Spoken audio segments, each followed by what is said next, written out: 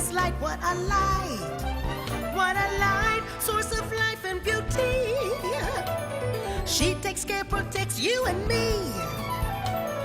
When all over her dazzling mountain peaks, the majesty of ages speaks. So how have we returned her love? By poisoning the skies above, burning down her marvelous trees, and pouring waste into her seas.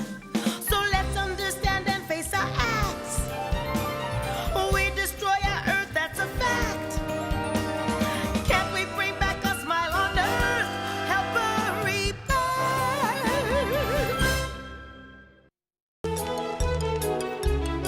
Fair trade. Only one more week and we'll be on vacation. I know. And with classes, homework, and the newspaper, I tell you, Sai, I am totally swamped. Tell me about it. Wow, just look at those pretty ponchos. They must be originals. They're fantastic, aren't they? Come on, let's go in and check them out. Fine by me. They're fantastic. Oh, what's this label mean here? It's the official logo for Fair Trade. Fair Trade? Oh, yeah, Maestro's already talked about it, but he didn't go into detail. It means that the production of all these items complies with a certain number of criteria, which ensures that the environment is protected and workers are treated well. And above all, this label guarantees a significant part of the purchase price goes to the person who made it. You see, this beautiful jewelry is made by women in Benin. It's a long, painstaking task, and after all the work, only the best 10% of the finished items are put up for sale. But with the money they earn, these women can replace their clay pitchers with much lighter enamel or aluminium containers which are much lighter. This makes it easier to fetch water and therefore to prepare meals. And thanks to this activity, they have become a real driving force in the region's development. They help fund road maintenance, bridge repairs, and literacy classes. Women who create wealth are respected. They enjoy more independence and freedom. Oh, that would make a really great article for our newspaper. For your newspaper? Yeah. A newspaper on sustainable development. That's just great! So would you be willing to give us an interview? Well, sure. Come back whenever you like. According to the storekeeper, the living conditions of these women in Benin have improved quite significantly. So we really must write an article about it. Ah, yes, the subject of fair trade. An excellent idea. I've already told you a little bit about it, but we should have a recap. Now then, it's not just limited to craft, you know. Well, I saw a report on that fair trade stuff on TV last week. They said it was just a fad. Oh, well, Yeah, I a see. fad. It all sounds fine, but it won't last. Oh, really? So the two of you can see into the future now, can you? What do you mean? We can disagree with you if we want. Yes, you can, but you cannot second-guess the future. The future will be what you make of it, nothing more, nothing less. Huh? But products that are in demand cost a lot to buy, while those that aren't in demand are cheaper. Isn't that logical? Oh, I'm afraid it's not that simple. Because you have to take into account the level of pay for those who make these products, as well as the profits made by those who sell them. You see, the problem with the system is that inequalities tend to increase. In 1820, the gap between the rich countries and poor countries was 3-to-1. By 1960, it was 30-to-1. Now, 40 years later, it's grown to 75-to-1. Hey, watch out there!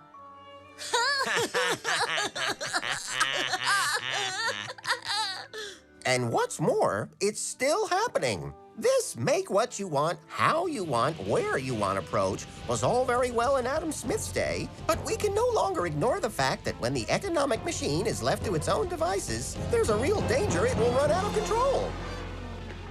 Now, we've known about this danger for a while, and efforts have been made to oil the wheels a little, and so various cooperation programs between the developed and developing worlds were created after the Second World War. Then, at the end of the 60s, other initiatives were introduced.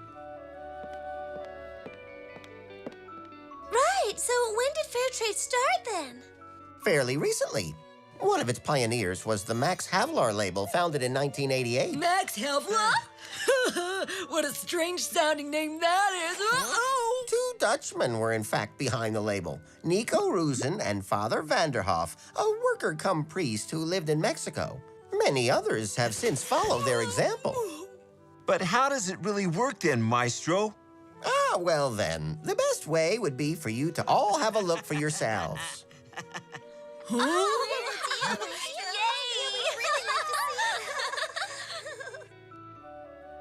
Well, why not then? Off you go. Go on, everyone. Climb aboard. Climb aboard.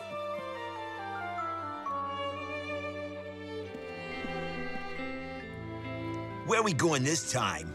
It'll be a surprise for you. Well, I don't like surprises. You don't like anything. Come on, quick march.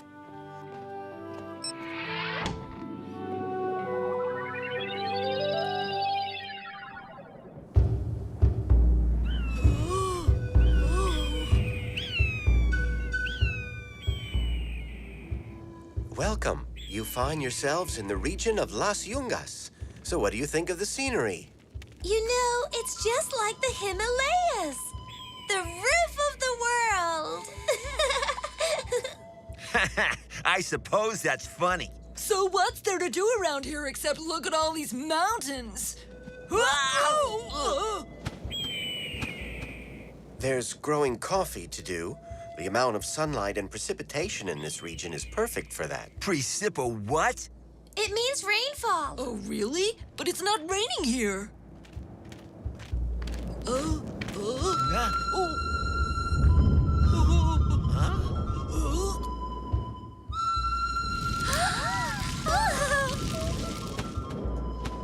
Huh? Yeah, real funny. I've never laughed so much. Hey, come on, don't look so miserable. I've got just the thing. Ah, here we are. Huh?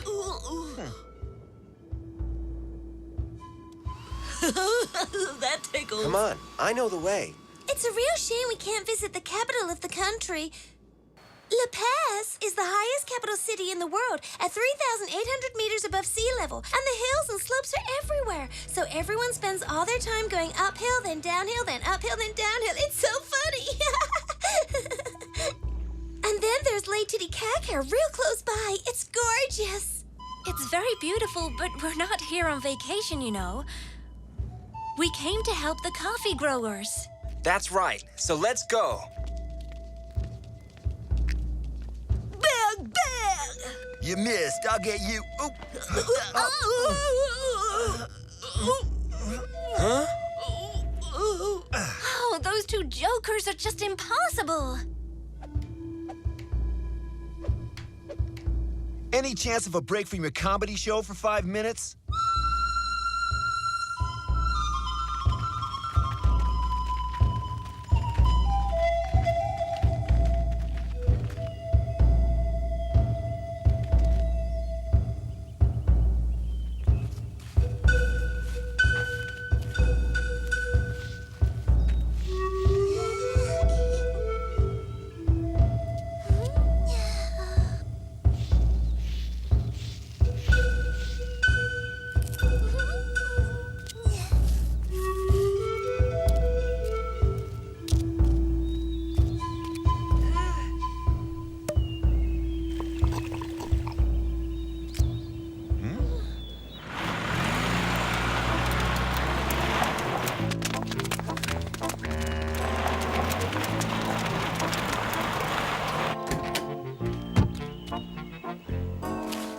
move. This should be interesting. Good day, Senor Valdez. Hello, Diego. You see my new 4x4? Haha. GPS airbag, air conditioning, power-assisted steering, Oh, 8-speaker stereo. wow. She's a real beauty. it's a very fine car, Senor. And our harvest? It's looking very good, Senor. You see, the problem is that this year's crop is also very good in Indonesia, Brazil, and Vietnam. So there's too much coffee and prices have fallen 30% down at the New York Stock Exchange. But what I do about that? We'll have to follow the market prices, my friend. But that's impossible. If I sell you my crop for 30% less, what will me and my family have to live on? That's not my problem, amigo. I'll give you a few days to think about it, okay? Yeah, I already know. I have no choice. What an evil guy. Yeah. Hey, who are you? We're friends and have come to help you. We don't have much to offer, I'm afraid. But we'll share what we have, so come and enjoy our meal with us. Hey, what's that? Pimientos. That's cool.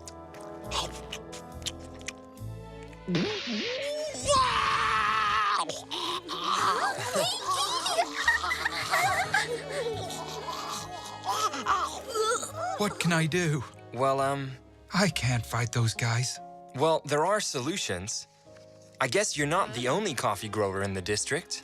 Ah, of course not. There's also Manuel, Roberto, Gregorio, and a few others too. So why don't you team together? Have you heard of the cooperative called Kokla? It pays good prices. You must stand up for yourself. You don't need these middlemen. But we can't do it without them. I don't have the machine to prepare the coffee or a truck to take my own produce down to town. Listen, don't worry. We have the answer to your problems. You can borrow. Look, it's late now. We'll have plenty of time to talk about it again tomorrow.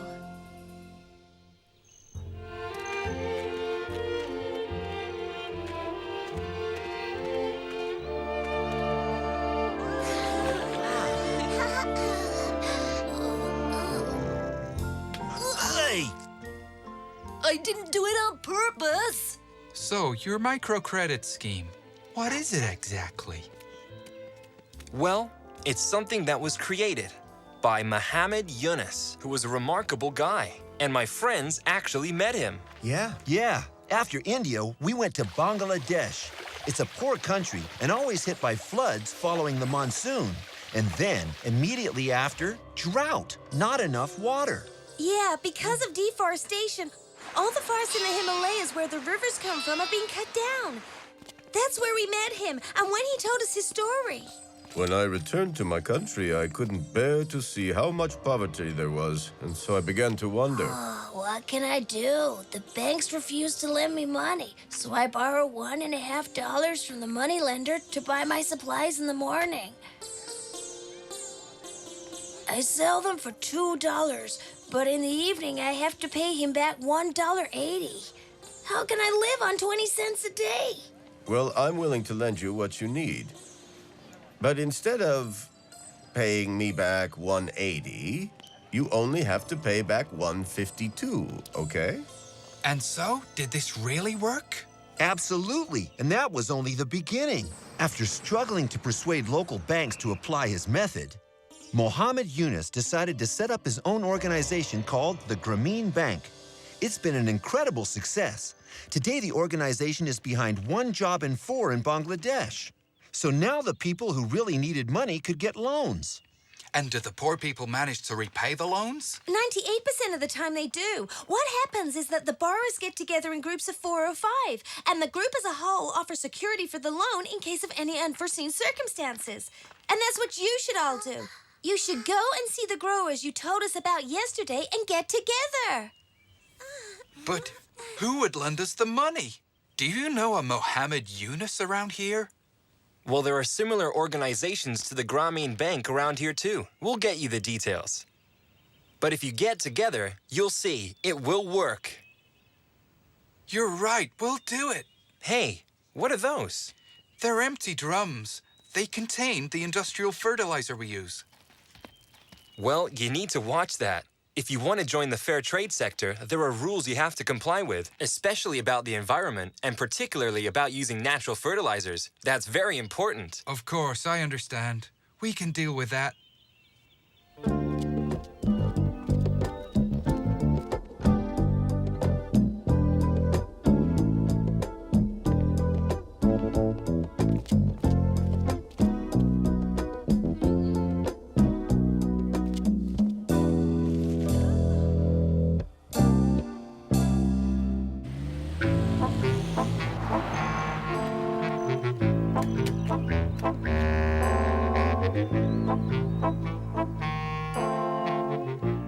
So, who are these guys? Just friends. And, what about our business? You thought about it? Well? Of course. And my answer is no. We no longer need your services, senor. What? Huh.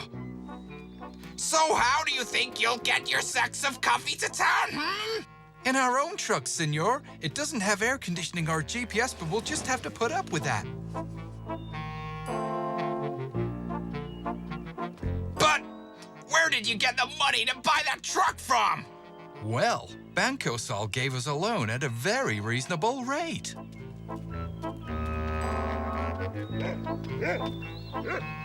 So that's how you want to play it from now, is it? Ah! Well, if you think you can just go change the rules like that, we'll see what Ramirez and his friends think.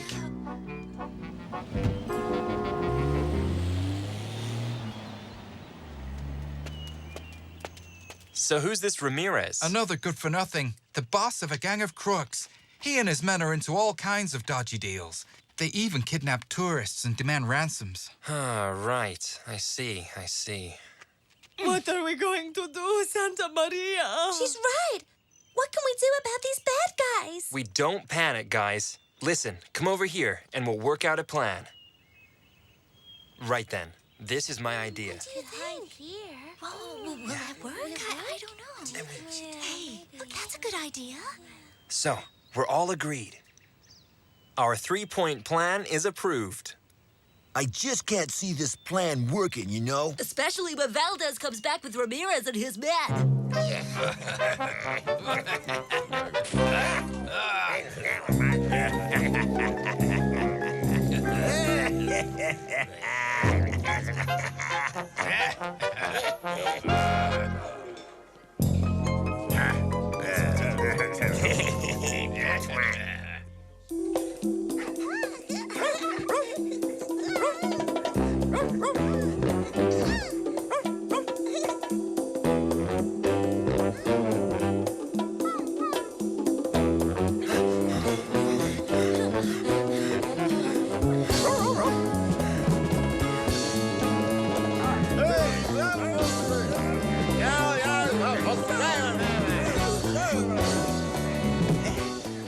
Nope, that's the lot. Just a bunch of young do-gooders. We'll wait just a bit longer, and then... Plan number 1. Hit it!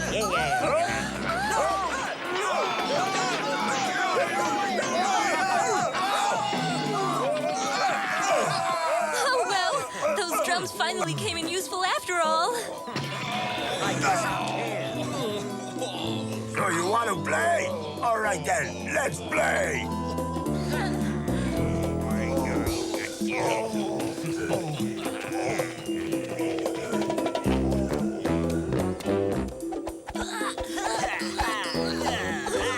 Come on!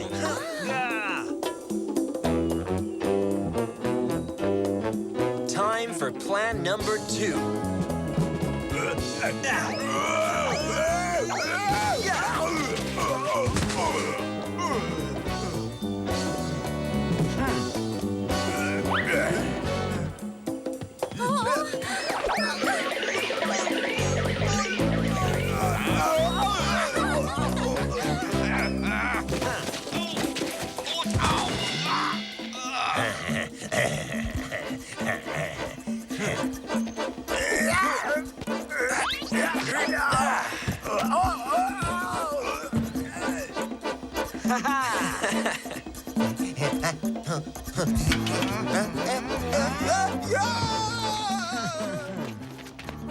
Normie, I want to go. Yeah. Right. Go on. So they're playing dirty.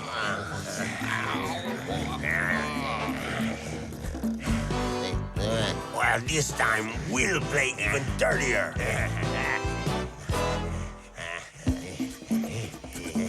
They've got guns. We can't wait any longer. Well, let's hope this works then, huh?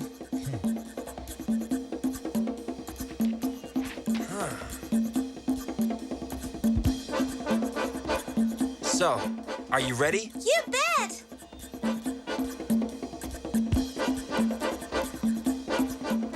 Let's start plan number 3.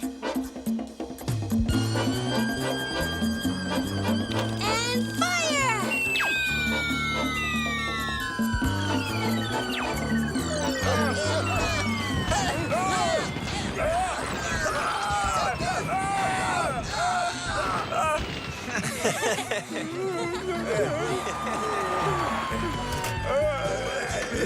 Please, hands up!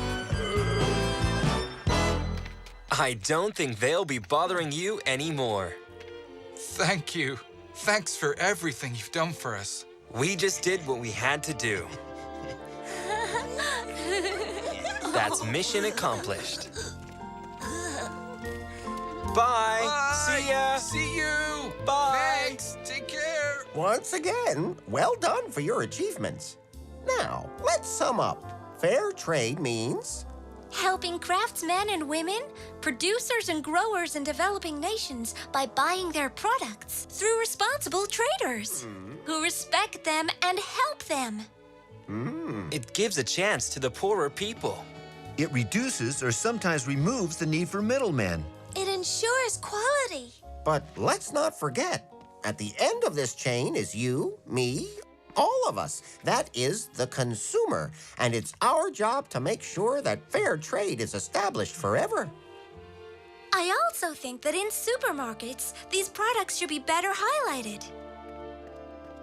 You're right. Supermarkets would be well advised to promote fair trade products better and not mix them up with everything else as they often do. But don't use this as an excuse not to already do things yourselves. Talk about this to your parents. And write to local authorities and supermarkets. And don't just think about coffee. You should really be looking to buy all products which have been labeled with the wording fair trade.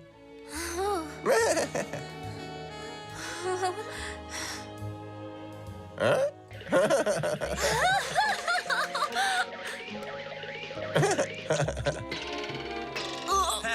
You can't just support fair trade in principle and then go back to your old habits when you're in the store. A consumer takes a few seconds to choose a packet of coffee, but it sometimes takes a grower years to harvest the first beans. And we mustn't forget our own farmers, who, although they're helped with government subsidies, sometimes find it hard to make a living. Yeah, none of this is easy. So we must all try and work together to solve these problems,